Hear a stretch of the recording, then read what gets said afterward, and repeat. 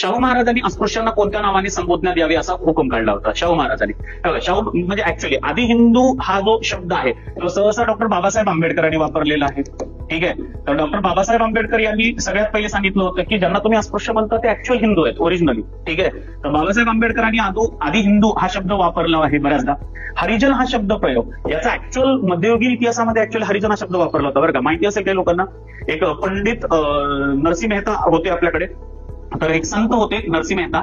तर त्यांनी सगळ्यात पहिले हा शब्द युज केला होता सगळ्यात पहिल्यांदा मध्ययुगीन काळामध्ये. बट नंतर या शब्दाला एक व्यापक रूप देण्याचं काम कोणी केलं होतं? हरिजन या शब्दाला महात्मा गांधींनी केलं होतं. कधी? 1932च्या नंतर. तुम्हाला माहिती असेल ऍक्च्युअल जेव्हा पुणे करार झाला होता ना 1932चा, ज्याला आपण येरवाडा करार किंवा गांधी आंबेडकर करार म्हणतो, त्याच्यानंतर अस्पृश्यता निर्मूलनाच्या संदर्भामध्ये महात्मा गांधींनी काम करायला सुरुवात केली आणि हरिजन जो शब्द आहे त्याला एक व्यापक रूप दिलं. या नावाने वृत्तपत्र सुद्धा त्यांनी सुरू केलेलं नाही ना. सो इथं आपल्याला शाहू महाराजांनी विचारले, त्यामुळे हे दोन्ही ऑप्शन्स आपले होत नाहीत. ऍक्च्युअली सूर्यवंशी हा शब्द हा वापरावा असा एक जो हुकूम आहे कोल्हापूर संस्थानामध्ये ते काढण्याचं काम कोणी केलं होतं? शाहू महाराजांनी केलं होतं. सो आपलं उत्तर तेच येणं अपेक्षित आहे.